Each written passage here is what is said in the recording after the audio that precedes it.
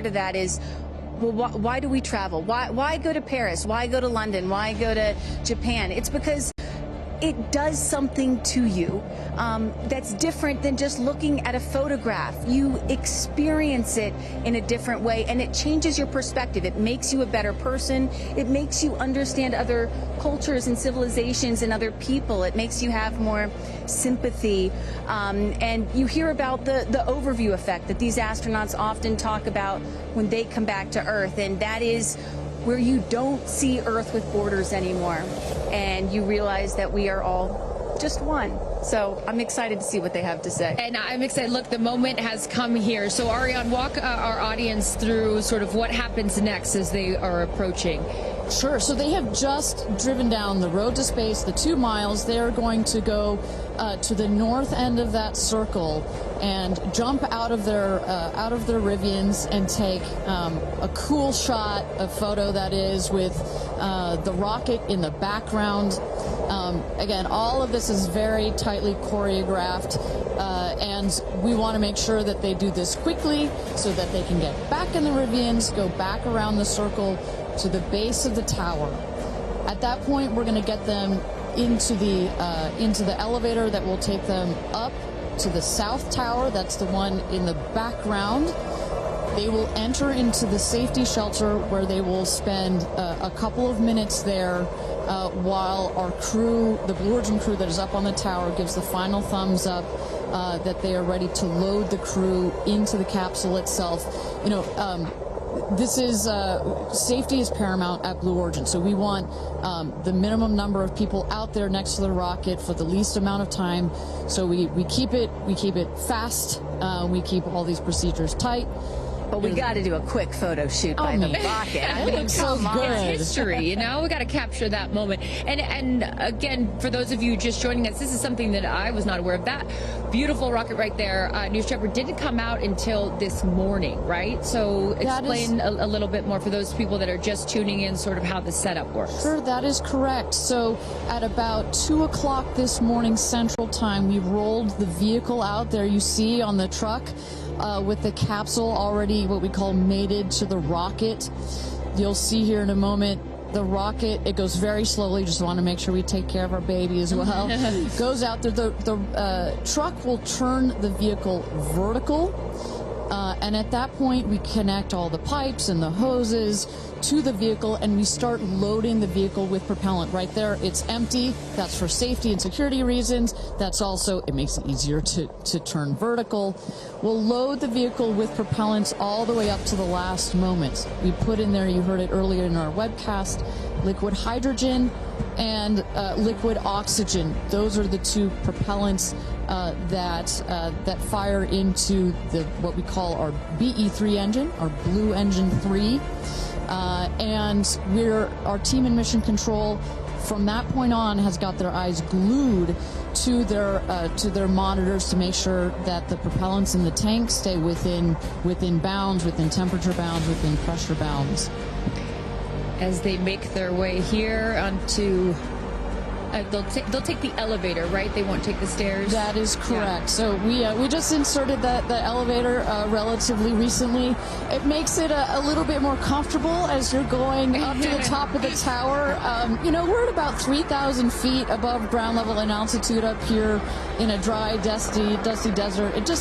We just want to make it a little bit easier for them. And it's worth noting, too, so the 6 women are headed up. We saw Jeff is with them as well, but also crew member 7. Explain to those at home who crew member 7 is. Right. It's like, well, if you don't mind, I'm going to use a football reference for you, Aaron. And we come, I called you Aaron like your girl. Sorry. Oh, my goodness. We're often confused. Oh, my goodness.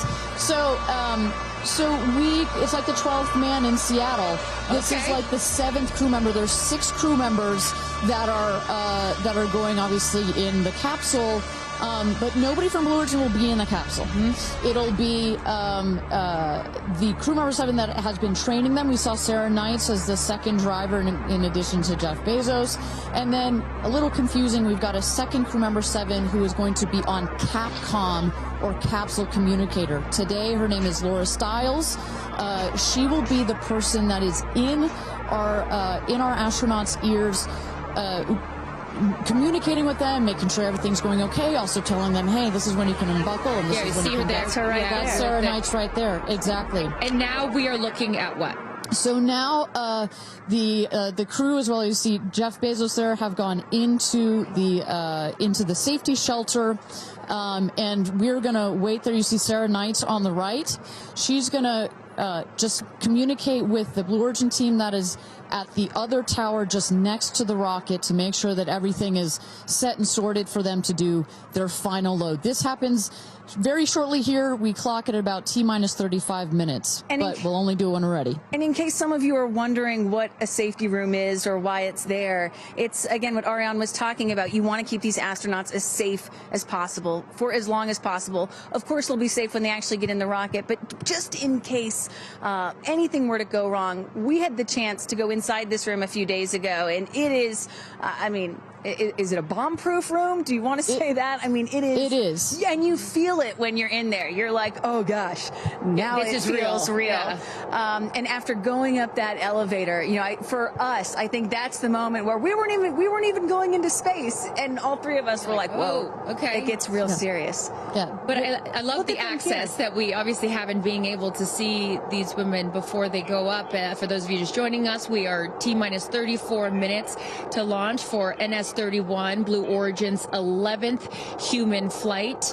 As you can see there, a little live look in as them saying some words before they take off. So I know that we had started to expand upon it and then took a shot of the astronauts. So what will they feel? Sort of walk us through the physical part of what they'll experience, Ariane, once they are in the capsule. So once they're in the capsule and they're ready for takeoff, first they'll hear the engine when it ignites. It sounds like a pop. Everybody, listening will also hear that. It sounds like a pop, and the engine roars. We hold the rocket down for about 7 seconds. Make sure it's all ramped up. And during that period, that can actually be one of the most, frankly, nerve-wracking times, because you start to, if you're in the capsule, you start to see the glow of the flame. And here they come. Here we go. Loading into the capsule. And the significance here of the bell, and I should note before I have you explain that, each crew names themselves. They have named themselves the 6 taking up space, as each one is ringing a bell. And the significance of that is what, Ariane? This is one of our traditions. All astronauts throughout history in various programs have had their traditions. For us, we always want our astronauts to ring the bell. Above there, you see, light this candle. Those were the last words that Alan Shepard said right before he went to space. Alan Shepard, of course, the namesake of our vehicle.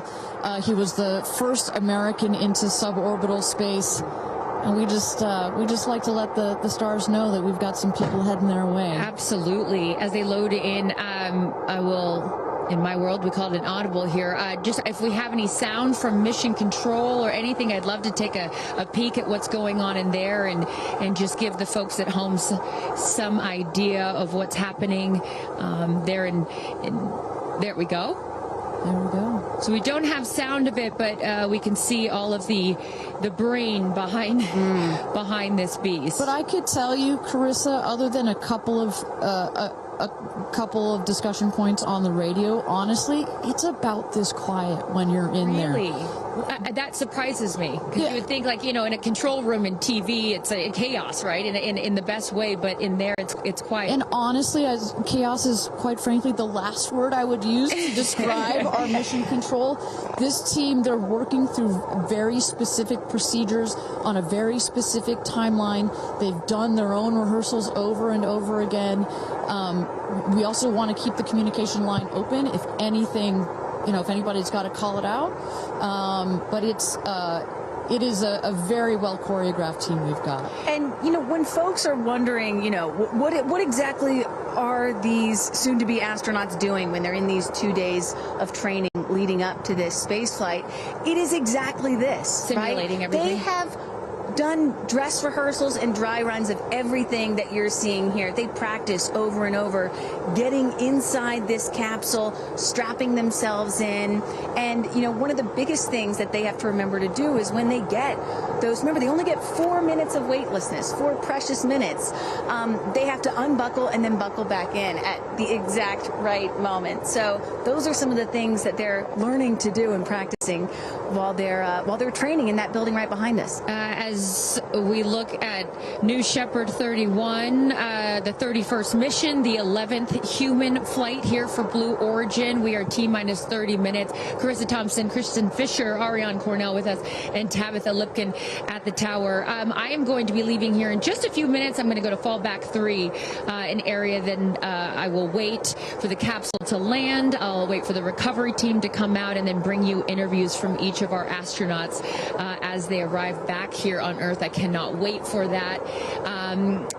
Again, we've seen them load now into the capsule, and I just would love, some more play-by-play, Ariana, of sort of what now this process looks like, as it's all new to me. And for any of you that are also joining us for your first launch, welcome.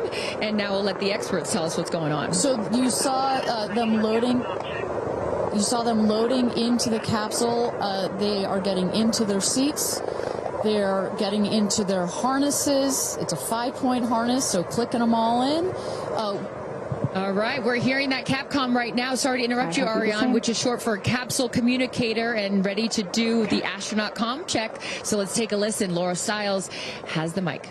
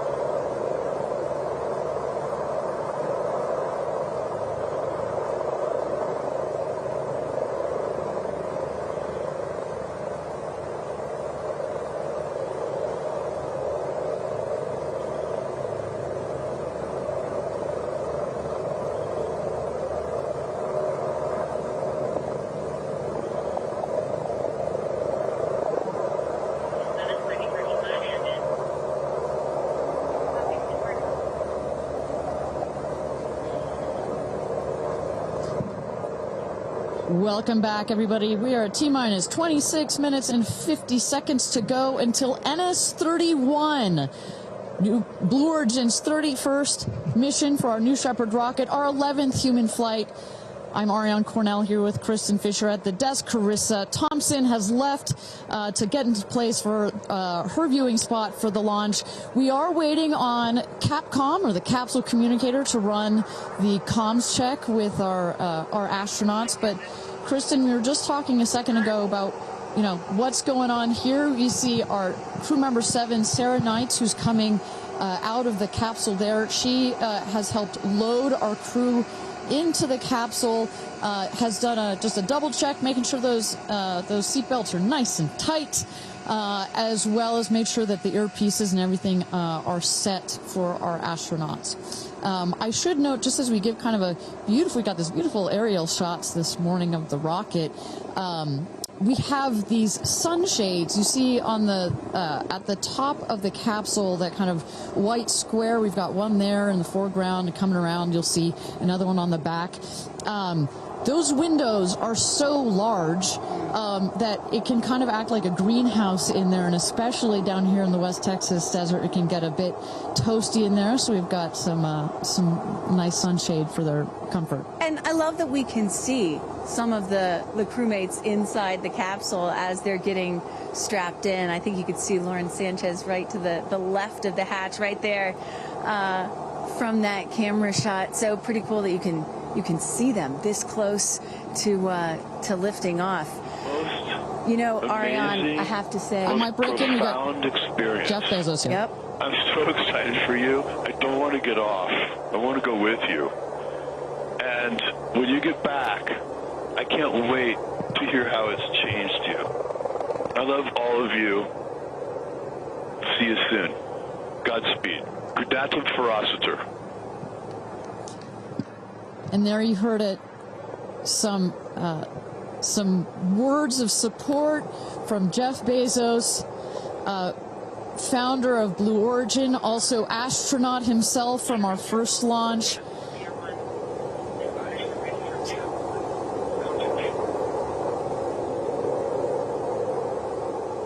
So, of course, Lauren Sanchez is Jeff's fiance, one of her supporters. But as we mentioned before, we've got lots of friends and family that are supporting the rest of the astronauts here. They are out at the viewing tower. Let's turn it over to Tabitha. Tabitha, have you had a chance to chat with some of the family members out there? You know, a lot of friends and family have come out here, and it is an exciting vibe. I am standing by with two women who need no introduction. And Chris, I have to start with you. What is it like to be here, and what brought you all the way out here to this launch? Well, Lauren and Jeff, we're here to support our girlfriend and our friends, and I never thought that we'd be talking to you from a space launch. For sure. So this is a really unique experience, and we're just so honored to be here to support them and watch this amazing part of history. And I'm so proud of her.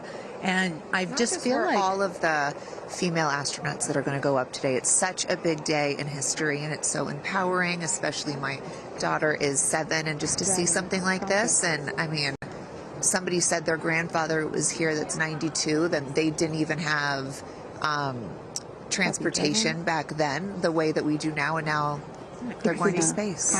It's pretty amazing. That's Aisha's grandfather. 92 came all the way here. That's where the story, I was like, I heard this story, and you know, he had no airplanes, nothing back in his day. Now he's seeing his granddaughter go into space. That's a beautiful thing. Really incredible. And how does it feel also to be able to share this with multi-generations within your family? It's really something. It's just Kim keeps writing us because she was supposed to be here with us, and she's studying for law school, so she had a big test that she had to take.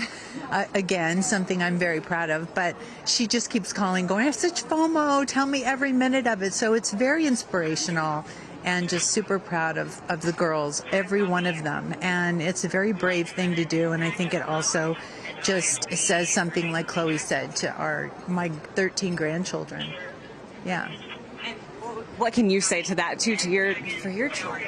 Oh, I just think it's really whatever you dream of is in our reach, especially in today's day and age. And dream big, wish for the stars, and one day you can maybe be amongst them.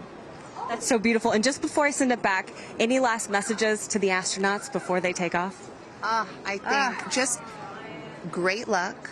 Be present. I mean, I'm so excited. I love the messaging that we keep receiving from the staff here at Blue Origin is don't film it through your phones, look through your eyes, be as present as possible. They will supply all the content that we need and to give to our families, but I love just being in the moment.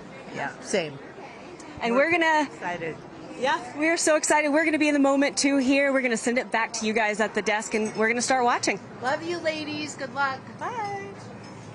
we had no idea that Chris and Chloe were going to be here, and we're about to be interviewed by Tabitha. So that was a nice little treat. They sure looked the part, you know. Oh, they're ready for their day out here in Texas. I love it. Yeah, and you know, for those of you watching, we're really in the middle of the desert. We're a solid 2-hour drive from El Paso. And as you were saying yesterday, Ariane, you know, you really get the sense like you start in El Paso and the more you get out here, you do start to feel like you're on another planet. I mean, it's got quite a moonscape, Marscape vibe. And our guests that are here today, as we just saw in Chris and Chloe, are dressing the part. Well, so let's bring it back to the real stars of the show, our astronauts. And one of our astronauts that we haven't heard from yet is Gayle King. She has obviously a lot of emotions going into this flight. Let's hear what she has to say from this interview with Tabitha Limkin just a couple of days ago. When I made the decision to come, there were only 3 people whose opinion matters to me the most. Favorite daughter Kirby, favorite son Will, and Oprah. That's my kitchen cabinet. And all of them said, I think you should do it. All of them, much to my surprise, including Oprah. I really thought she was going to say, nope, I don't think you should do it. And she was like, do it.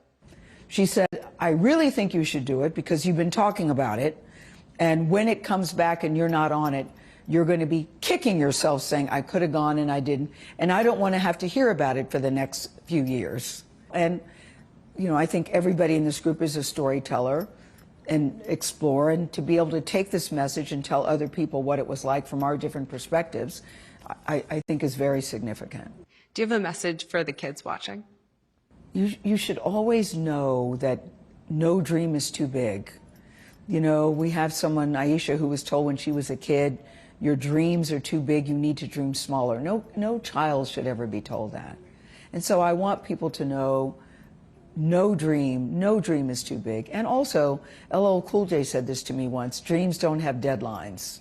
Isn't that good? That is real good. Dreams don't have deadlines. I've never forgotten that he said that, and I believe that as well. What are you taking up with you? Oh, I have a bunch of stuff. I have Luca.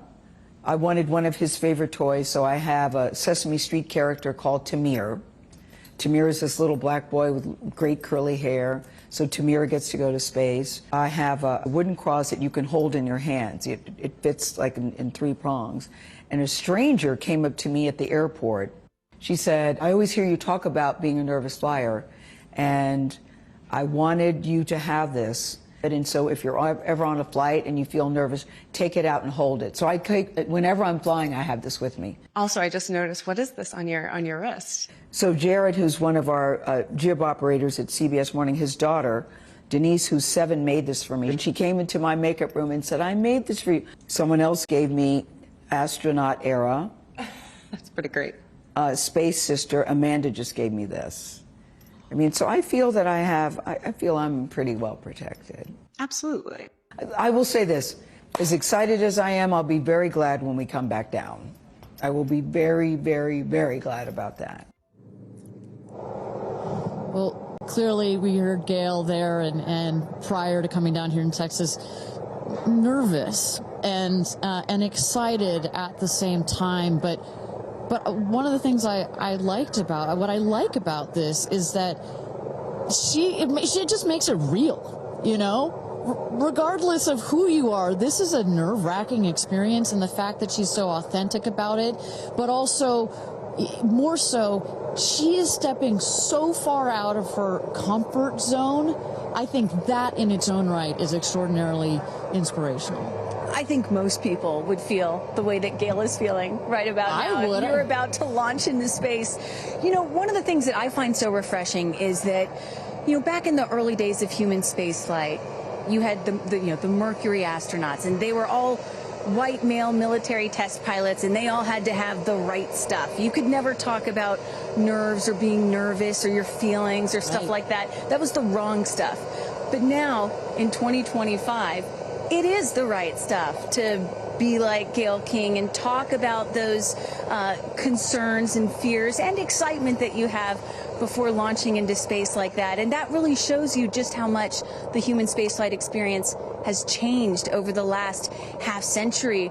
or so. And that really is what today is all about. I know there are some people watching this or who have heard about this who are thinking, why should I care about people going into space, you know?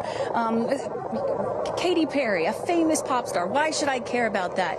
And the reason is, it's missions like this that really begin the process of opening up space to everyone, for all of humanity. That's what today is about. And I think we have to, it's not just about today. Today is very, very important, but I think also one of the reasons that I love working at Blue Origin is we think in very long time scales, right? I honestly feel like I'm working at a company that will be here in at least 100 years.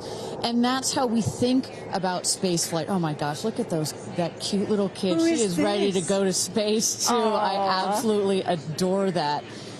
But we need to be here precisely for kids like that. You cannot, I'm a firm believer that you cannot be it if you can't see it. And that's what this flight is for. It's about inspiring women. Oh, look, talk about inspirational women. Several female astronauts in that group right there. How many astronauts do we have there? I see 4 or 5. At least 4 or 5 and counting.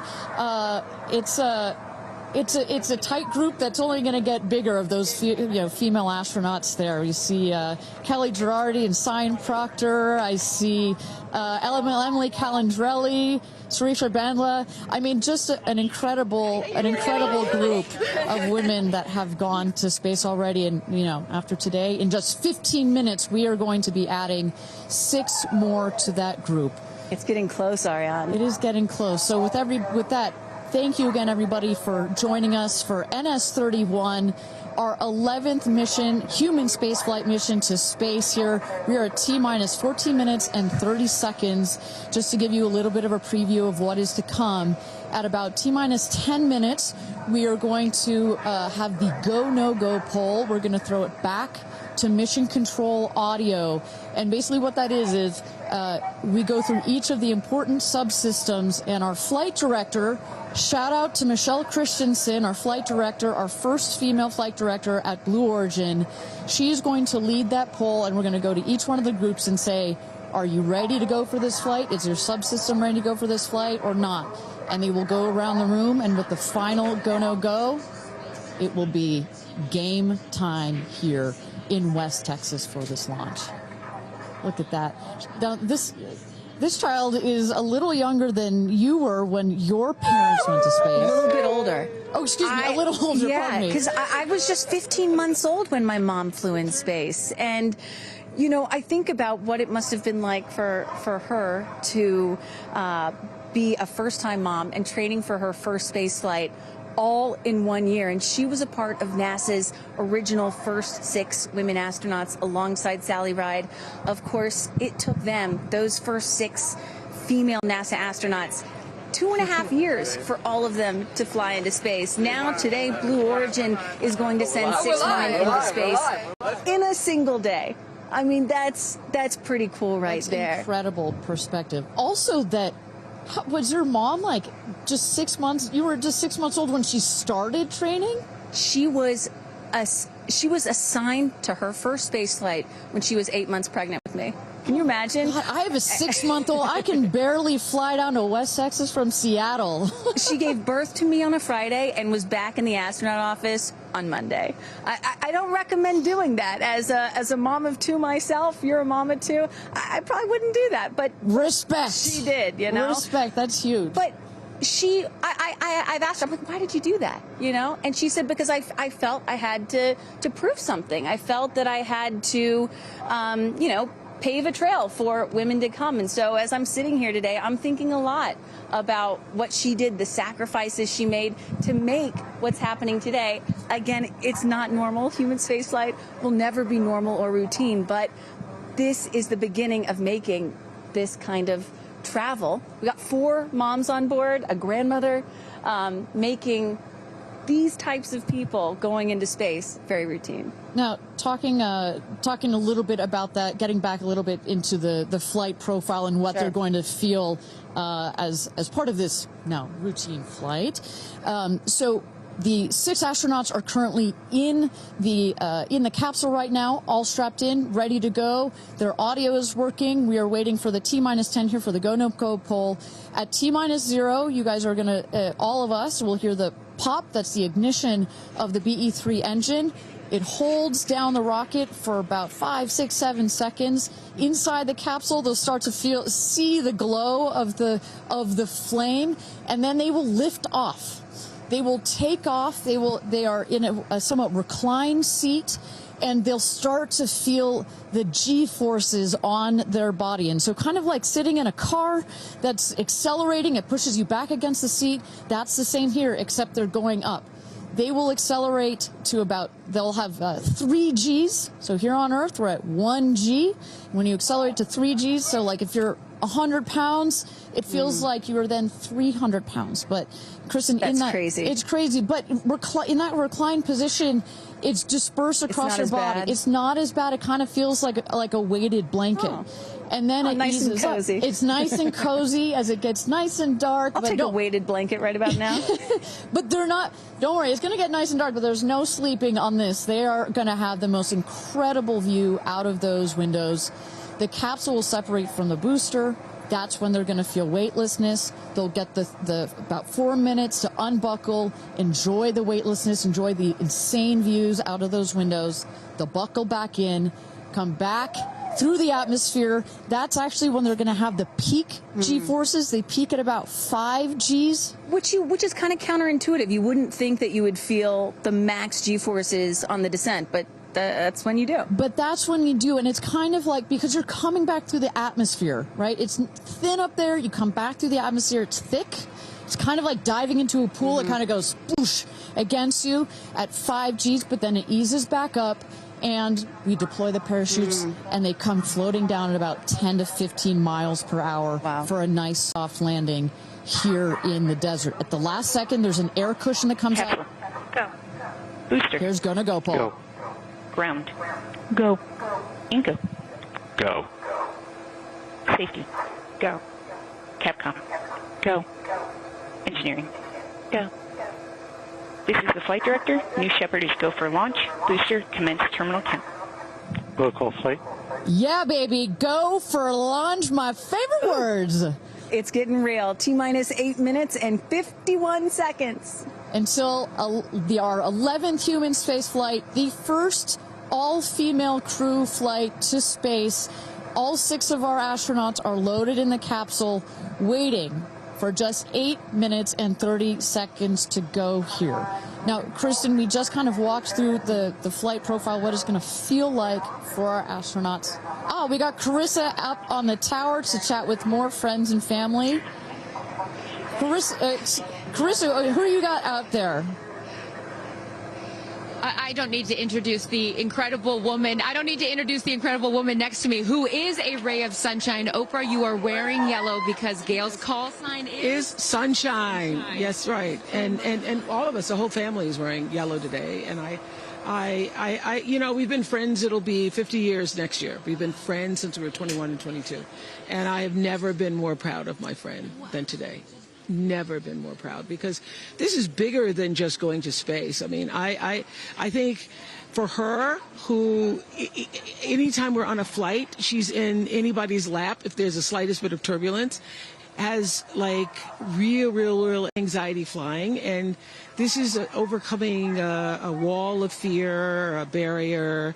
It's I think it's going to be cathartic in so many ways for her. She told us that she was surprised that you told her to do it. Why did you want her to do this? Because I think life is about continuing to grow into the best of yourself and the fullest expression of yourself. And I think that this is one of the most fullest expressions you can possibly have. And I know that I felt deeply that she would regret it. And I didn't want to hear about it for the next 15 years. I wish I had gone, you know. And I said, there's only one time that all the women are going up for the first time. You know, there will be other trips, but there's only one first time. Incredible. So to be a pioneer is great. What was the last conversation you had with her? I said, peace be still. Hold the God's unchanging hand. He's got your back. That's it. That's it. I know that as we're counting down here, we're getting excited for that go for launch moment. How are you feeling as her best friend? I feel so calm. I don't think I've ever been more calm because I think it's already done. Once she said yes, once she committed to yes, and Lord, did we all hear, should I do it? Should I do it? Since Thanksgiving, we've been talking about it. And so once she finally said yes, I was like, okay, we're going. It's a go. You know what I have loved is her vulnerability, because she's the voice of a lot of us that would be afraid, and she's okay to talk about being afraid. Why has that been so important to show that part? I think, you know, for every woman who's on this flight, it's about fulfilling something within themselves. For Gayle, it's about overcoming this great fear and also stepping into the moment of excitement. And I think, you know, it goes beyond this moment of just going up in space. I think this will be an everlasting experience. I was just thinking this morning, you know, Gayle has been there for me for hundreds of events. I can't even remember them, you know. But you will never forget this day. None of us will ever forget this day. Well, thank you for being here, for her, for us. I mean, this is just, it's a historic day, and it's only fitting that you are here front and center as a ray of sunshine that you are, Miss Oprah. Thank you so much. Thank you so much. No time. You're next, you know. I'll send it back to you, Ariane. Thanks, Carissa. Wow, to see Oprah down here. No, I'm not besties with Oprah, not yet anyway, but if Oprah told me to do anything, I would do it. I don't think Gayle had a choice after Oprah said, girl, you got to do this. She had to do it. Ariane, we are under T-minus 5 minutes until these ladies hopefully launch into space. And, you know, you were just talking about what these women are going to feel when they launch. But let me tell y'all watching what we may hear, because we have one of the most famous singers on the planet on board, and there is a chance that we will get to hear the audio inside and hear what these soon-to-be astronauts are saying and possibly singing while they're weightless. So I can't wait for that moment. I'm also hoping she comes down to Earth and does like either a Fireworks Part 2 or E.T. Part 2.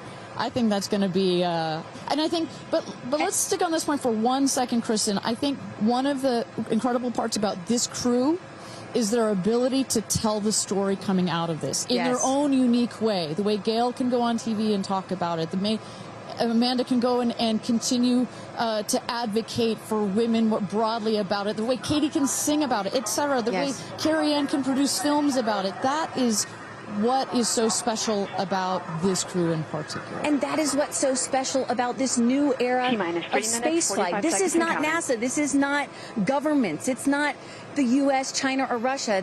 This is the commercial era. These are private companies, and this is Blue Origin sending the first all-female crew into space since 1963. And this is all going to happen so fast in just a few minutes, about 10 or 11 minutes from launch to landing. And don't worry, guys, I did the math. In case you're wondering, total duration of this mission is just about 3 Katy Perry fireworks songs. So play that song 3 times. That's how long this mission's going to be. Fantastic. Well, so at T-minus 3 minutes to go until our 31st launch of New Shepard, our 11th human space flight. Just to tell you what's coming up here.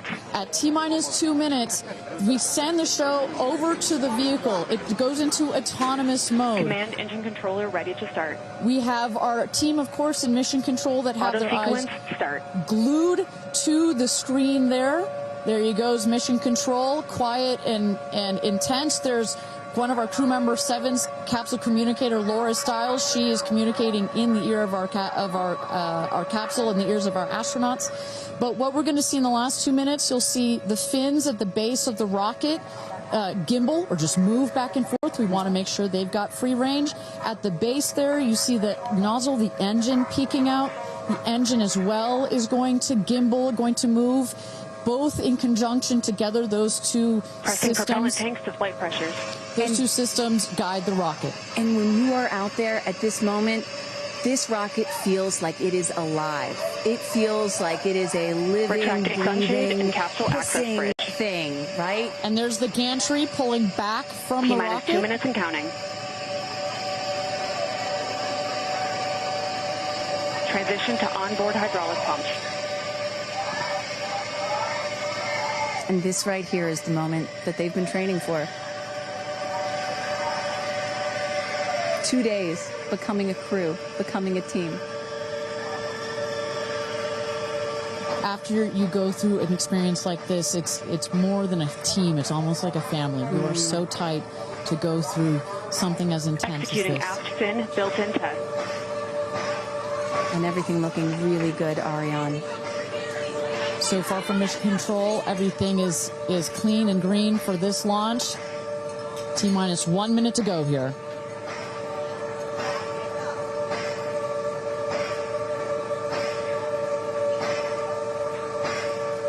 Engine thrust vector control built-in test in work.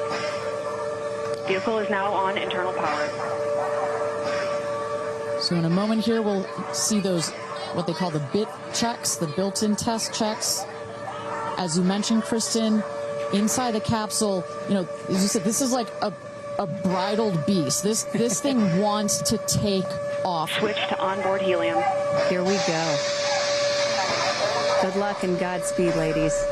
We're cheering you on from Let's planet launch Earth. this Thrust rocket. termination system is armed. T-minus 22 seconds and counting.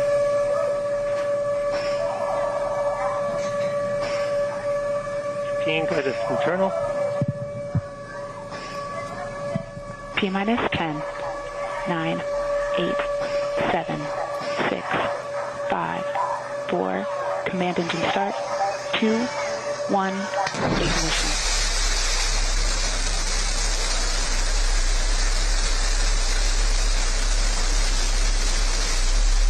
Liftoff. New Shepard has cleared the tower.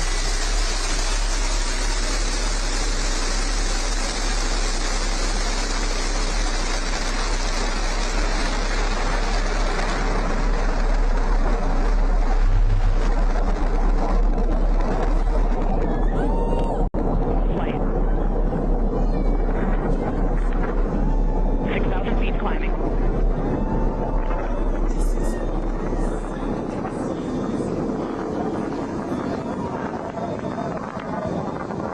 Begin throttle down for Q limiting.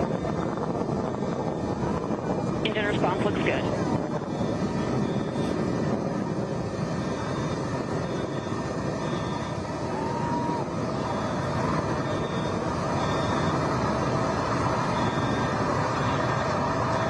Max Q, maximum dynamic pressure.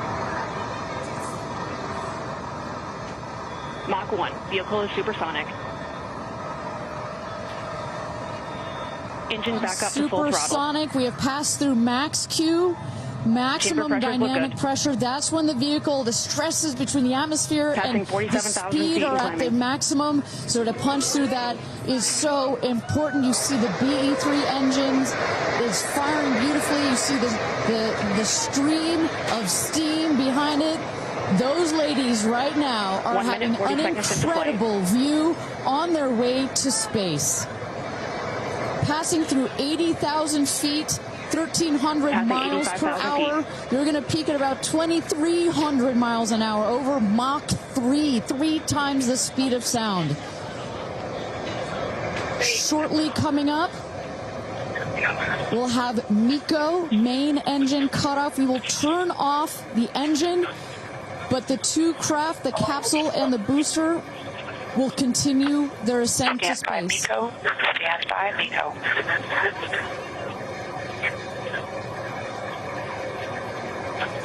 And there you saw the main engine is turned off. We're now going to separate the capsule from the booster, and at that point, Kristen, that's when all 6 astronauts are going to start to feel the weightlessness, and shortly thereafter, we're going to let them unbuckle. And that right there is the most critical milestone of this whole ascent. Oprah watching her best friend go to space.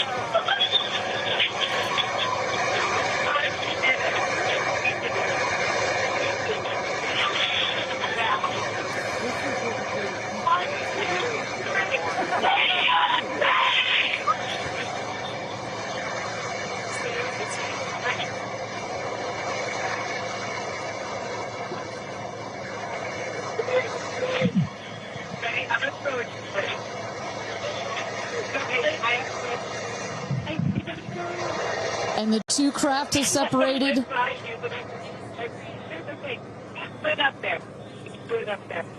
328,000 feet, 100 kilometers. Welcome to space, ladies, or shall I say, astronauts. Oh, the moon! You guys, I have to tell you, look at the moon. Look. Oh, my God! Oh, my God! Oh, my goddess! That's our pink moon.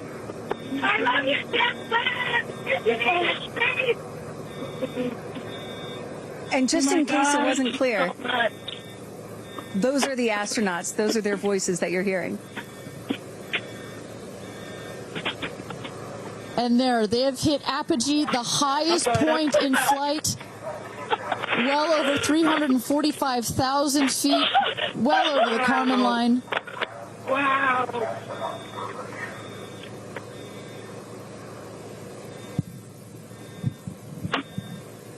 And at this moment, the astronauts have unstrapped from their seats. They are floating. They are weightless. They are experiencing zero-G for the very first time in their lives. And Katy Perry did say that she was going to sing in space. I'm waiting for it. Waiting for it. 1 minute warning. 1 minute warning. So that is Capcom indicating a 1 minute warning for our astronauts to take in those last views before they get buckled back into their seats. At this point, both craft are descending already.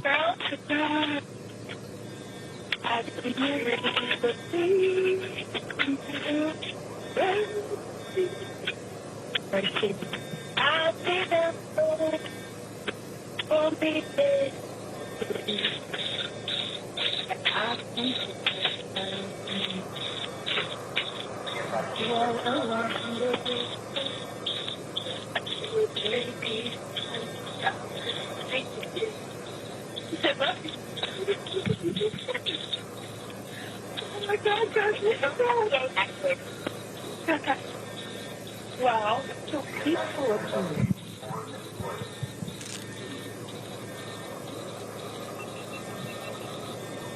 And you hear Dragon. Report status. Copy. With report status.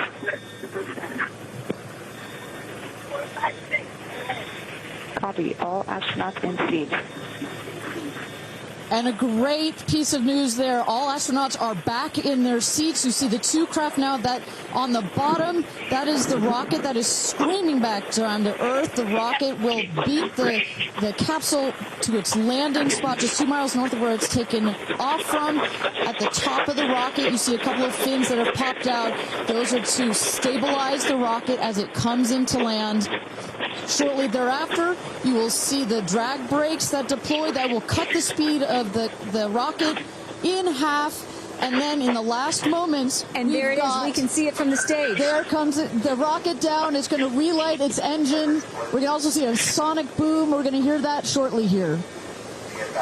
And remember, this is something that had never been done before until just a few years ago. Truly the stuff of science fiction that you're about to watch in just seconds. Drag Here we brakes. go.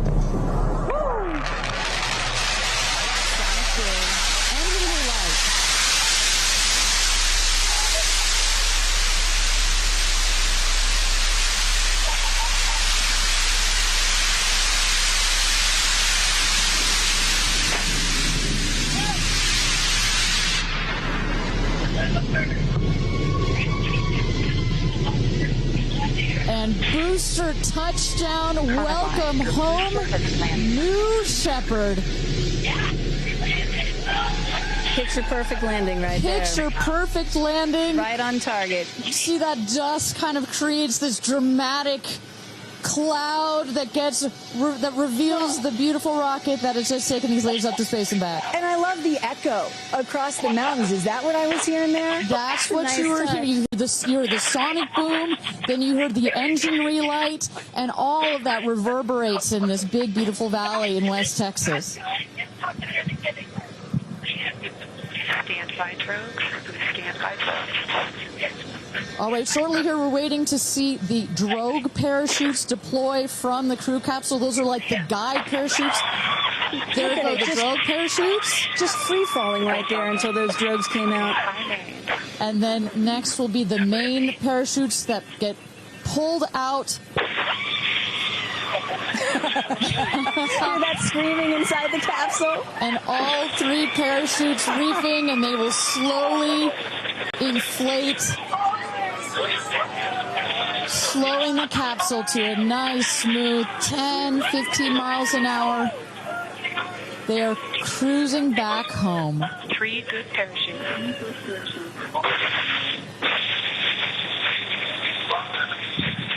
And I tell you, Kristen, from having gone through all of the simulations, I have gone through all of the training. They put you in the capsule that simulates all of this, including the sounds, and when you hear the motors of the parachutes pop out, that is the best moment in flight. Because I know Blue Origin does everything they can to make this as safe as possible, and y'all have an impeccable safety record, but it still has to feel really good when you know that you're coming back to Earth with those parachutes fully deployed.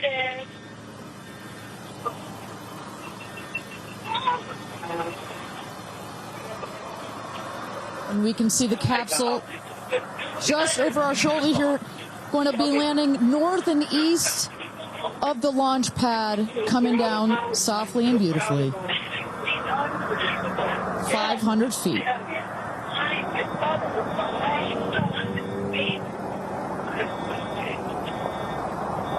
And you will see a puff of smoke when it touches down, a puff of dust. That's normal. A puff of dust, last milliseconds, air cushion that will kick up the dust. It's a very soft landing despite the sporty perception. There it is.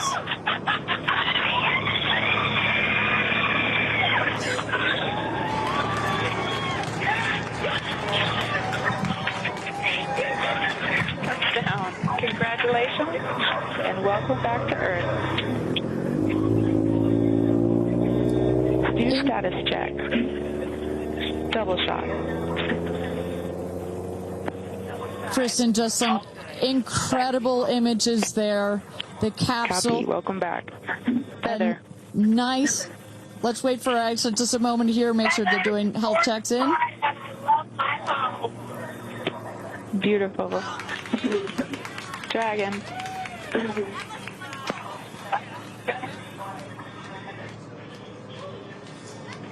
Yes, and as you heard it there, everybody seemed to be just as ecstatic to be back here, back on Earth. Everybody appears to be fine.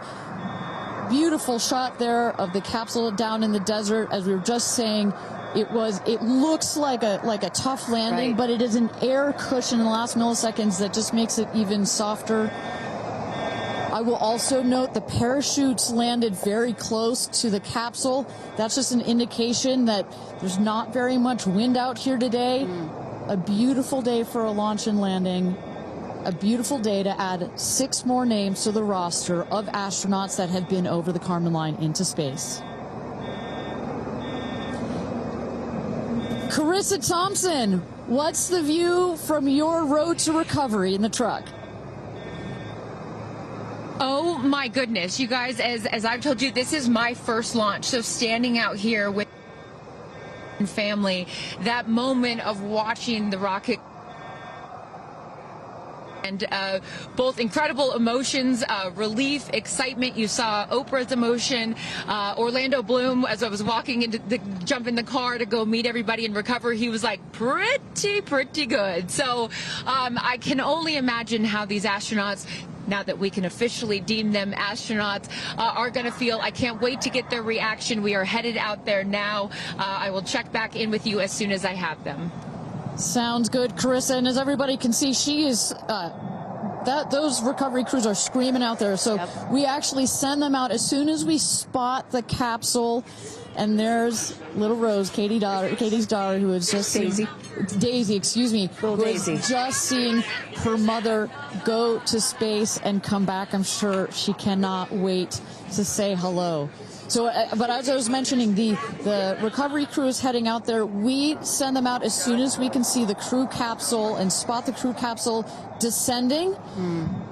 There will be at least 2 trucks that go out there. What you'll see is they will come around the capsule. We also have crew member 7 who's in there. She will run out, go around to each window, make sure that each astronaut is fine, and the recovery crews will safe the capsule before we exit the astronauts. You know, it's hard to pick a favorite moment, right? Launch, landing, it's all good. But the moment coming up might be my absolute favorite, right? It's the moment the recovery team gets out there, then all the friends and family, and we get to see the astronauts emerge from the capsule, and we get to hear what they thought from the last, 10 minutes or so that they were up in space. And I think one of my favorite things that I've ever seen in covering space, certainly with Blue Origin, was that moment for William Shatner, Captain Kirk, as he emerged from the capsule. And this is exactly why you want to send people that are not just professional astronauts into space. What he said was so moving that day. 100% agree. But it's not just the astronauts that are here that are being moved by this event. We've got Tabitha that's with some of the friends and family out there. Tabitha, give me an update from the viewing platform. I mean, not a dry eye in the stand, I tell you right now. Chloe, I just want to know from your perspective, that moment, what was it like? I don't think I realized how emotional it was going to be, and I literally had chills all over my body from the second it launched until the moment I just saw it land. And it's sort of hard to explain, because I don't think you would be that emotional, but it's incredible. It takes your breath away. And I feel like I have all this adrenaline and I'm just standing here. Right? It's very true. Same. It's really, first of all, we're so thrilled that the girls are safe and everything went so well. And so that's a relief because, I'm sure there's a lot of nerves up there, but to hear the girls screaming and having such they said they saw the pink moon. Yeah. I heard the audio. I was like, that is the coolest thing. So I cannot exciting. wait to get the footage from inside and to see that. I want to hear every little emotion that they had, and we can't wait to see the footage from inside. What are the chances? The pink moon, the rocket launch. It's so exciting. It's a great day. It's been a pretty phenomenal day. So when are you guys going up is the real question. Oh my gosh, I don't know. But this made it a little more enticing, I will say. But I don't know. But I've learned to never say never. Right. That's right. You can go on behalf of the rest of us. But thank you. I think we'd all drag you off of the tarmac before we let you go up. But, I like you being an observer. Okay. Yeah. We love being able to share this experience with you, and thank you for sharing how you feel out here with our audience. So it's been really, really incredible. So yeah, the emotions are high because it's so exciting and energizing. And gosh, Kristen, Ariane, I don't know what to say. I did cry. I didn't think I was going to cry, and I cried. Tabitha, I love you putting them on the spot there. Chloe and Chris, are you guys going up? Keeping up with the Kardashians in space. We're waiting for it. That's the all next all lady launch. Well, thank you so much, Tabitha, for that. And you could see that, you can hear that, you can hear from Tabitha. Even she is emotional and has tears in her eyes. When you're down here for one of these launches. And Carissa, when we get her back on the line, I'd love to hear her thoughts on this. The intensity and the energy and the emotion out here, even though you're in this remote place, but it all gathers here in this valley, and it's really intense. No matter how many times I've seen all 31 of our launches, it gets me every time. Well, anytime somebody says, I don't get it, what's so exciting about space? Come to a launch. Come see a launch in person, and then you'll change your mind. And, I'm just, as we await the moment where these astronauts emerge from the capsule, I'm reminded of what William Shatner said on his mission. He said, "What you have given me is the most profound experience I can imagine. I hope I never recover from this." And I love that. I hope I never recover from what I just experienced. And one of the neat things about this is these women were not in space for several days where they had time to get acclimated to it. They only got 4 precious minutes of weightlessness. And so that high, that feeling of, ooh, I want more of whatever that was, is still so fresh, and you really get to see that when they step out of the capsule. We catch our astronauts. I mean, their minds are still in the process of being blown when they come out of the capsule, and Carissa is going to capture those moments for us shortly here after we get our recovery crew. You see there some of the friends and family have already started lining up there, while the recovery crew, you've seen some images. As I mentioned, they're safing some of the systems on the capsule. We want to release all of the excess air and gas that created that nice air cushion. We'll remove the parachutes, make sure nothing gets tripped up. Also, we reuse those parachutes. And then crew member 7 will take the stairs up to the hatch. It's like a good 3.5-ish feet off the ground, so it just makes the getting out of the capsule that much more comfortable. Crew member 7, last but not least, crew member 7 will open the hatch, and we'll get to see one by one as these lady astronauts now exit the capsule. And a lot of people are probably familiar with seeing, NASA astronauts or Russian cosmonauts emerge from a spacecraft after a long duration flight on stretchers or, glorified. They need some assistance because they've been exposed to zero-G for so long. Not these astronauts. They're not going to need any assistance. That's one of the beauties of a suborbital spaceflight. You feel great. You don't have to deal with space sickness, right? Exactly. And that's, to that point, this flight, because you're basically going straight up and then over the Kármán line and straight back down, some astronauts, I think you mentioned your mother may have experienced a little sickness up there. You don't in this one because it's just once up and once down. And you get that nice zero-G floating sensation and you buckle back in. You don't have it's not as extreme. So do you have an astronaut that you're looking forward to hearing from the most? It's really hard to pick. Yeah. I have to say I'm a huge Katy Perry fan, so I'd love to see what her feelings are. Also, as a mother, our kids are close in age. What does that feel when you have young children? You saw her get so emotional in her pre-flight interview. Is that still the weighing emotion, or is she still just, oh my God, I saw the stars, I saw the curvature of the earth? What's going to come out of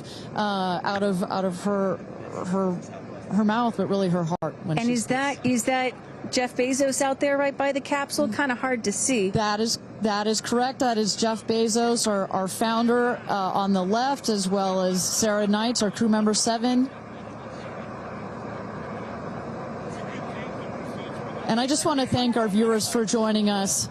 NS-31, New Shepard's 31st mission to space, our 11th human space flight. From all parts of this flight, for the booster, for the capsule, for our astronauts, a completely successful flight, one of the smoothest flights we've had so far. And we're now just awaiting the opening of the hatch so we can get some views from our 6 new astronauts. Belts. And I would imagine Lauren Sanchez in seat 1 will be coming out first. That is correct. They'll go. She's in seat 1, which is next to the left, the left window there. She will go first. And then last in number 6 is Kerianne. That is the window on the right. Sky Canyon.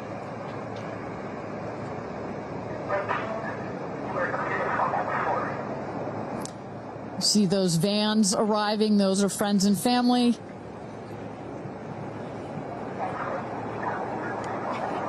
And that's Kerianne looking out the window, in the window to the right there. Lauren Sanchez on the left. And you really get a sense for just how big these windows are. I mean, when you're inside this capsule, it's almost as though you're getting a full 360 panoramic view. One of the cool features of this capsule, the largest windows of any spacecraft. So over a third of the surface area of this craft is windows. And that's on purpose. There were many meetings with our founder, Jeff Bezos, where our engineers brought him some windows. He said, nope, make them bigger. They come back, nope, that's nice, but make them bigger. And what you get here, why is that so important? So many of our astronauts have said, when I got on my seat, I looked outside my window, and I turned around and I looked at the other 5 windows, and my brain created a panoramic view, a panoramic photo of it, because so much of the capsule is windows, and it makes for just an incredible experience. Sarah. Good? Okay, here we go. Yeah. Here goes Jeff Bezos to open the hatch.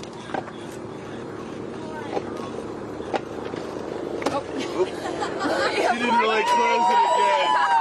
Come on out, guys. Yeah, of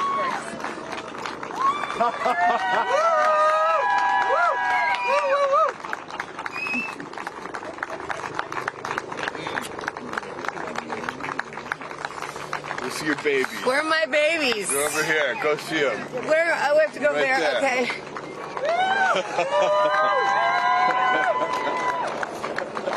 Katie! Woo!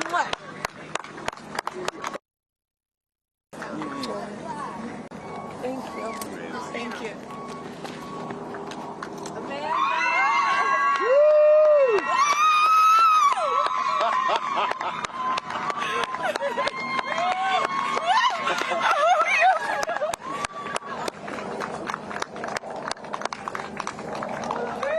Aisha!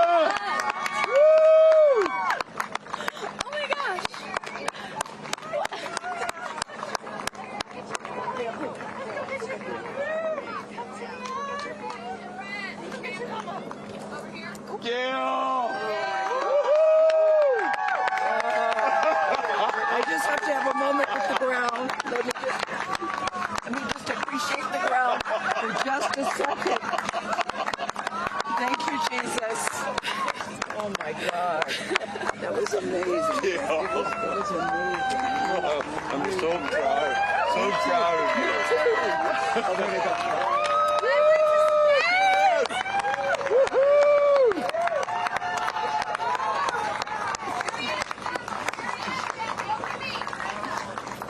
Amazing. I'm so proud of you. Kerianne, we got your people over here. Come right around the bushes here. Come on.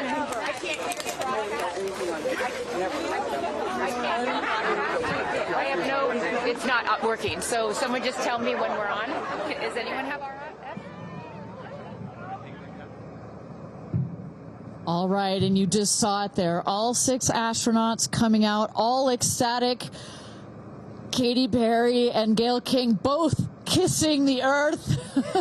Very happy to be back down here, but clearly ecstatic. I don't know about you, Kristen, but my favorite was Lauren coming out and saying, "Where are my babies?" Oh. And I also loved Katy Perry holding a daisy, I believe, and holding the daisy up to the sky after her daughter Daisy.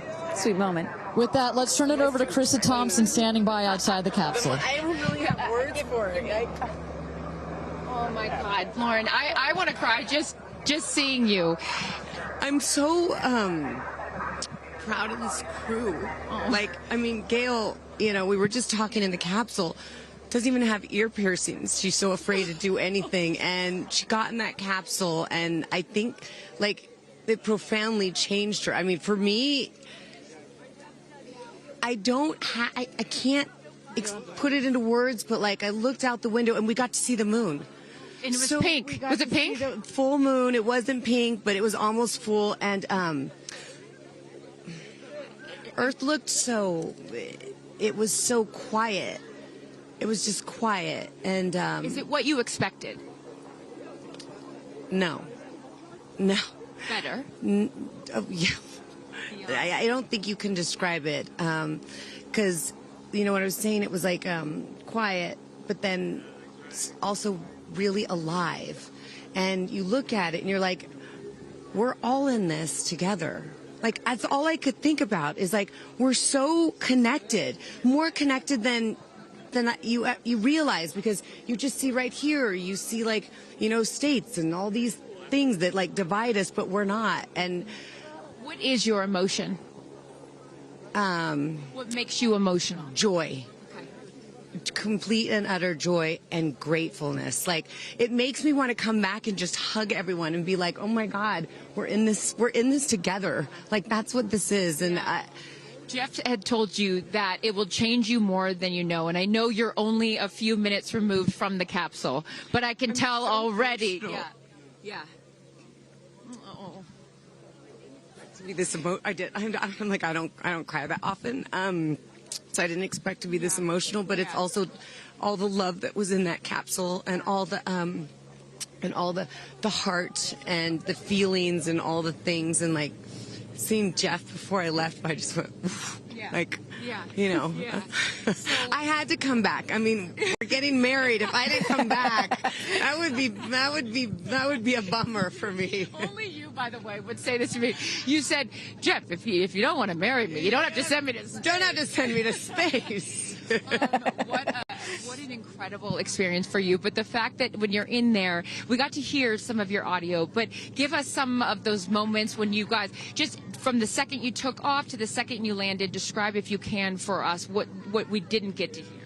It was a feeling of joy and and camaraderie. It was a feeling of gratefulness. It was a feeling that we're doing this. And Alan Shepard, I told you about this, did this same exact flight, and he became the first American in space. And 6 women just did the same flight that he did it. Oh, I just want to keep hugging you. It's really cool. Yeah. And I hope that more people get to see this, because I feel, I don't even know how much it's going to change me. And I want to thank the Blue team. I mean, look at them. I mean, they work so hard to make sure this vehicle gets up and safe. And I'm so proud of you. I'm so proud of you. It's one thing to say you're going to do it. It's another thing to actually do it. And I know there's a phrase in your family that life takes off on the other side of fear. And here you are, just having landed back on Earth. And now you are officially, Lauren Sanchez, already adding to your extensive resume, you are an astronaut. Congratulations. Thank you. I'm very excited. I'm excited to share it with the world, and I'm so grateful to everyone here. I love you. Go be with your family. But to process and download what just happened to me. Well, get on in here, Amanda. Someone that can now articulate exactly how Lauren is feeling. Lauren being so candid about overcome with emotion. How are you feeling? I know, Amanda, this has been a dream of yours, a long-awaited dream, and now it is finally official. You are an astronaut. Congratulations. Thank you so much. I usually have nice words to say, but in this moment, I just want all survivors to know that you can heal. No dream is too wild, and that if it's so wild out there, like going to space, you can absolutely make it through, and it can absolutely be possible. You mentioned to us prior to going up, you said that you needed to go to space to heal. I know you're only a few minutes removed from this incredible experience. Do you feel healed? I had a zero-G indicator that I didn't know if I would bring, and I ended up bringing it. Okay. And explain for the folks at home that don't know what that means, what it is that you're holding. Yes, the zero-G indicator is something all astronauts have that floats once you hit space, lets you know you're there. I brought a promise that I wrote to myself. I've talked about that. And share for what is this right here? Yes, and this one I didn't know if I would bring, but I ended up bringing it and floating it, and it's the hospital band from the day. And I got to honor her today, and I'm so grateful to the thousands of people, the engineers, the scientists, just everyone who has made this a reality. And you also have written here, I know that you had this on your laptop, right? Yes, that's right. This is my zero-G indicator, a promise I made to myself that if I were to pause my astronaut dreams and fight for rights, that one day I would return to her. And it says, never, never give up. Well, those dreams are no longer on hold. You are finally an astronaut. Congratulations. Enjoy this moment with your family, and thank you for sharing it with us. Thank you, Amanda. Kerianne, you said to me yesterday, you said, when I get out of that capsule, I'm going to be an emotional wreck. And I think what I will just say, for anyone that has never had the great privilege of being here, this is my first time at a launch, and it is very emotional. Describe, if you can, how you're feeling. I have almost no words. It was the most incredible experience of my life to be up there and see like such vast darkness in space and look down on our planet.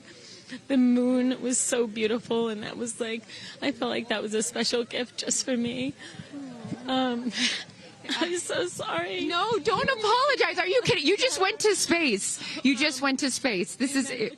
And like knowing that everything, like everyone I loved was standing down there looking back up at me. And I just hope that these types of experiences, clear a path for everyone to be able to do that.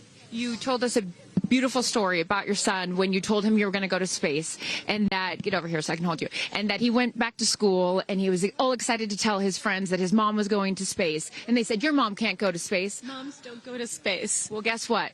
This mom just went to space. Congratulations. You are officially an astronaut, and I know you're wearing a very special necklace from an incredible group of people that you hold near and dear to your heart. What would you like to say to them watching? I'm wearing a few necklaces today. My dear friends threw me a blast-off party and gave me this feather, which obviously represents the Blue Origin logo, and it felt so special to have it close to my heart. And in space with me. And I feel like it helped me take all of them with me on this journey. Yes. Well, I will let you go enjoy this historic moment with your family, and thank you for sharing it with us. Congratulations. You're an astronaut. Gayle, get on over. I am so floating. I can't believe it. I cannot believe it. I'm so proud of you. And I know that I speak for the collective, because you have been so honest. You've been so vulnerable. And I spoke to your best friend prior to you taking off, and I asked her why it was so important for you to do this. And she said, she said, so she didn't have to hear you say, I wish I would have done that. That's so true. But now, Gayle King, you are officially an astronaut. How do you feel? I still can't accept that word, but I will say, I can't even believe what I saw. When somebody calls this a ride, this was not a ride. What happened to us was not a ride. This was a bona fide friggin' flight. And our instructor, we were so well prepared. So every noise we heard, we knew. But the flight instructor said that I am her best success story. Why? Because she's never had somebody go through the course who's terrified of flying. Everybody who's gone through the course is somebody that it's been a lifelong dream. They wanted to do it. So she said, I'm her best success story. I'm so proud of me right now. I still can't believe it. I still can't believe it. I was just going to say, prior to the launch, you said that you would be so proud of yourself if you went through with this. And you did. What was the best part, Gayle? It's oddly quiet when you get up there. It's really quiet and peaceful. And you look down at the planet and you think, that's where we came from? And to me, it's such a reminder about how we need to do better, be better. Do better, be better human beings. And what do you mean by that? Processing. Well, it's so nasty and so vitriolic nowadays. And I mean, if everybody could experience that peace that we had up there, and the kindness and what it takes to do what we did, all the people that it took to get us up there and get us back safely, I'll never, ever, ever forget. And when we were up there, have you talked to Katy yet? I have not. Okay, no. When we were up there, after zero G is very difficult. All the training about this is how you get in the chair and this. I look like a friggin' moose getting in the chair. It was like, just let me get in the chair. Let me get the seatbelt on. But, we had a very do this. How would you describe it? It's very difficult because you're floating. But the best part was when we got back in our seats after zero G's, Katy sang "What a Wonderful World." She did? Isn't that nice? Oh, come on. She sang "What a Wonderful World." I see dreams. Oh, yes. Oh. Because we'd been asking her to sing all the time, and she wouldn't. And then, because everybody said, sing roar, sing fireworks. And she said, it's not about me. I wanted to talk about the world. Wow. No, isn't that nice? You got to ask her about that. That's really special. And when Lauren got out, she was overcome by emotion for a lot of reasons, and rightfully so. But she spoke to the group and how close you guys have all become because of this experience. How would you describe the camaraderie that you guys now have together? I would say that we are forever bonded, because you can't go through what we went through to look out for each other, to help each other, and not be changed by that. You know, it really is a true. People throw the word around, but it really is a true sisterhood. But it speaks to how we were, you know what, we were set up for success. The training was so, I can't stress this enough. The training was so friggin' good. We were set up for success. And it went exactly as they told us it was going to. Every boom that you heard, the drones, the drogues coming out, the parachutes coming out, it went exactly as they said. Are you glad you did it? I am glad I did it. I am glad I did it. Yeah. I am very glad. I have no regrets about doing it. What would you say to people watching right now that are scared, that are fearful of anything? What would you say to them? Well, I just said I'm stepping way out of my comfort zone, because this is so not like me. I said up there, I might now get my ears pierced. I've always been afraid. Which is great. I love that you've never had your ears pierced. No, even Hootie at the training center. You don't have your ears pierced? I go, because it hurts. Oh, my gosh. But I mean, for people that are afraid, Eleanor Roosevelt once said, courage is doing something that scares you, but you do it anyway. And I stepped out of my comfort zone in a way that I never thought was possible for me. And now that I've done it, I really do feel I can take on anything. Anything. Congratulations, Gayle King. You are an astronaut. Thank you, Chris. I am so excited for you. I'm so excited for you. And I'm going to go with you to get your ears pierced, because I want to get another hole right here. Go enjoy this with your family. Thank you so, so much. Aisha, oh my goodness. Congratulations. Congratulations. You are officially an astronaut. How do you feel? Also, how do you look perfect after just going to space? I mean, my goodness. I will never be the same. I mean, when you get up there and you see the Earth, and it's so beautiful, and it just fills the screen, and it's not just your window, it's like everybody's window, and there's no boundaries, there's no border, there's just Earth. It's incredible. You know, Gayle is so honest that this wasn't her dream, but this was a dream of yours. How do you feel now that you just achieved it? Like I picked the right dream. And when we landed, I said, Exuma, I'm good, blue calm, but I'm ready to go back. Wow, really? Yeah. What was the best part for you? The best part for me, actually the whole thing. But we got in and we counted down from 10. And then I started to hear some singing. And when we lifted off, everybody, you could just feel the energy in the capsule. And when we got up there and we got out of our seats, we all just looked at each other. And there was this moment, and I can't wait for people to see it on the video, but there was a very special moment between all of us. And it's just beautiful. It's so beautiful. Yes. Where is your grandfather? Your 92-year-old grandfather, who I know you were so excited to bring. What did he say to you when you got out of this capsule and got to see him for the first time? He said, I was really worried for you, but then Oprah squeezed me. Oprah has a way of making us all feel just a little bit more at home and a little bit calmer. I know your father is watching down on you, and he is your angel. What do you think he's thinking right now in heaven? I think he was like, woo!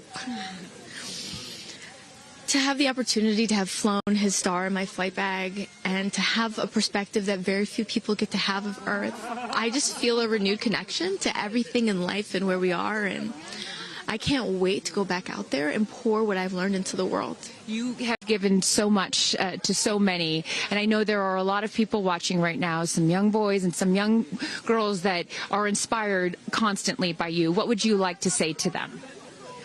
Dream it, plan it, and go and do it. I never really thought I could go to space, although I really wanted to go. And today just confirmed that dreams are real, and sometimes reality is wrong. Your dreams just came true. Congratulations. Go enjoy this with your family. Thank you for sharing your experience with us. Katie. No, you're not the crier of the group. Feeler of the group. No, you are not. I'm crier. I'm going to tell you something right now. You are officially an astronaut. Thank you so much. How do you feel? I feel super connected to love. so connected to love. I think this experience has shown me you never know how much love is inside of you, like how much love you have to give, and how loved you are until the day you launch. We had these incredible shots of Daisy watching you as the rocket, it'll make me cry, as the rocket's going up, and she was so proud. Just kept saying, Mommy, Mommy. And I know you'll feel the same way when you watch it. And you brought a real-life Daisy up. That's it was right. important for you, not only because it's your daughter's name, but why else was that important to bring it? Daisies are common flowers, but they grow through any condition. They go through cement, they go through cracks, they go through walls. They are resilient, they are powerful, they are strong, they are everywhere.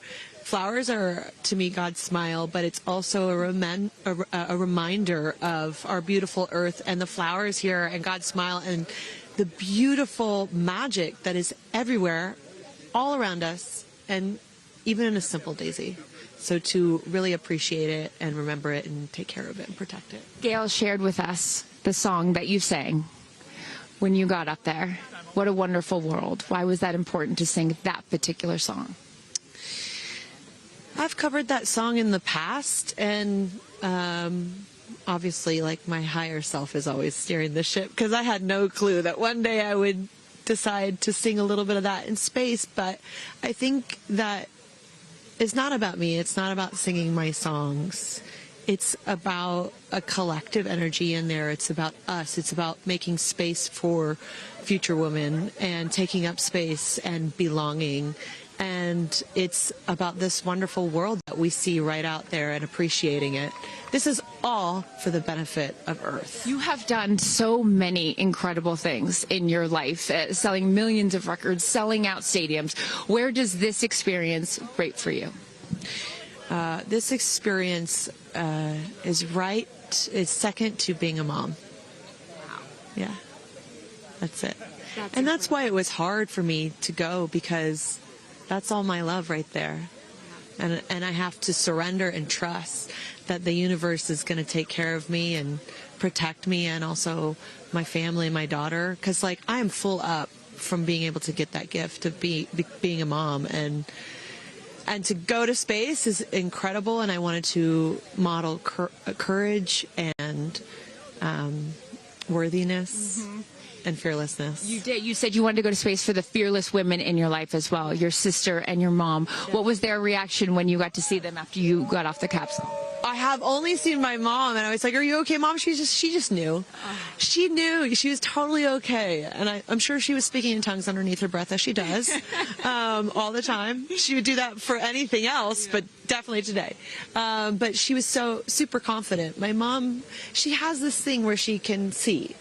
I mean, even down to the name of, like, the capsule being tortoise. I know you spoke to all of your fans about that the capsule's named tortoise, the feather on the side, that, you know, the symbol of Blue Origin, all of those gave you confidence that this was the right thing for you to do, correct? Yeah, because I just asked for a sign from the heavens, from my angels, and they're like, well, here's the feather, which is what your mother calls you, and if that's not enough, the capsule's named Tortoise, which is your second nickname that your mother calls you. And I'm like, okay, I'm going. Yeah. I got the message, and I'm going to get the message. Before I let you get back to your family, I just have to ask you, describe for us, because you're so brilliant at putting, you know, words together and describing moments that we can all appreciate later. How would you describe the moment when you took off and then the moment you landed?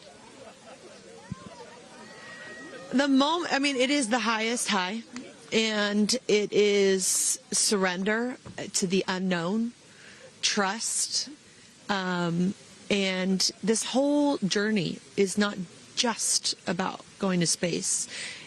It's the training, it's the team, it's the whole thing. I couldn't recommend this experience more. This is like up there with all the, you know, different tools that I've learned in my life, from meditation to the Hoffman process. This is up there because what you're doing is you're like really finding the love for yourself, because you got to trust in yourself on this journey, and then you're feeling the love when you come down, for sure, and you're feeling that strength. So I feel really connected to that strong divine feminine right now. By the way, you're such a badass. I love that the month of April, you're like, I'm going to space and I'm launching my tour. I mean, it's really incredible. Now I know I'm asking this question for your fans. Will you write a song about this experience? Oh, for sure, 100%. And not only that, I got to reveal my set list for the tour on a butterfly. How apropos. Incredible. Just flying in space. I don't know if anyone's ever in space. I don't know if anyone's ever done that before, so I'll just There's a lot of things that you have done first. You are now officially an astronaut, and let me just tell you, on behalf of everyone here at Blue Origin, our webcast, and everyone, all of these individuals that put this incredible thing on, congratulations. Thank you so much. Thank you for sharing your experience. Is it a 10 out of 10? That's my review. 10 out of 10. You There's definitely no go for it. 10 out of 10. Thank you, Katie. Congratulations. All right, you guys, so many fun moments that we'll continue to see as we get the footage. But I'm going to send it back to you and let these incredible astronauts enjoy their time with their friends and family. Thank you so much, Carissa. Wow.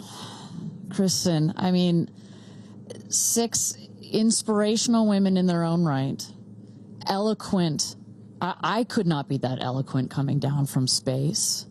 You know, you heard Katy Perry saying 10 out of 10, but number 2 experience only to being a mother. What were some of your takeaways from what we just heard?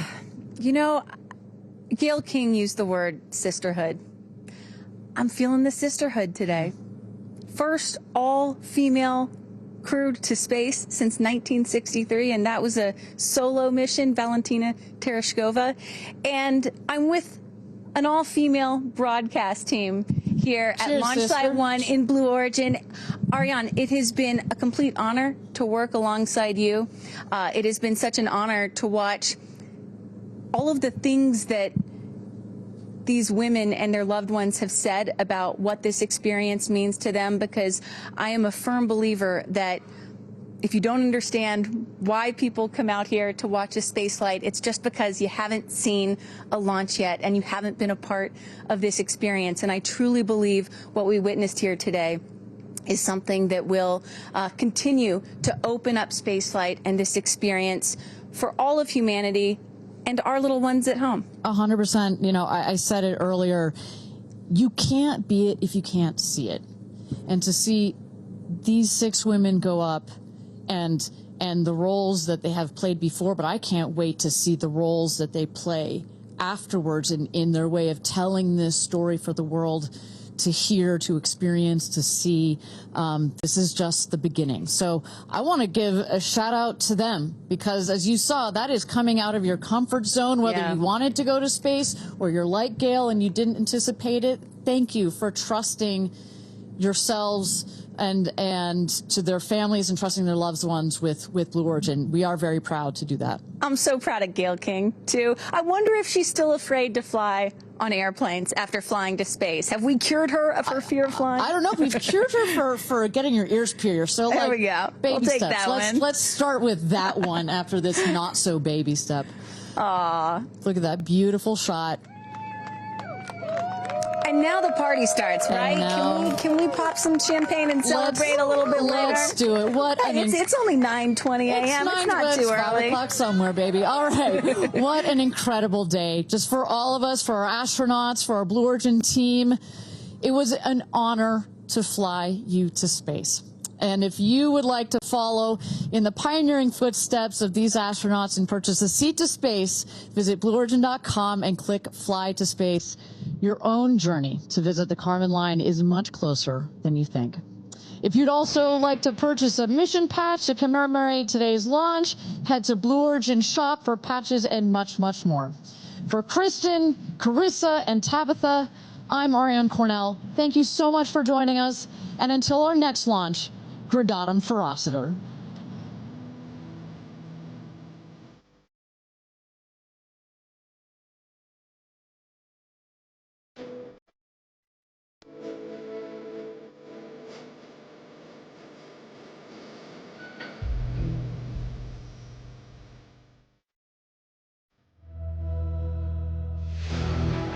Have you ever dreamed of going to space?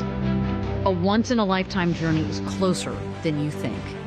To book your flight, visit blueorigin.com and click Fly to Space. Tell us as much as you can about yourself. Once we receive your inquiry, our team will reach out to guide you through your journey. It's your time to join the new generation of astronauts.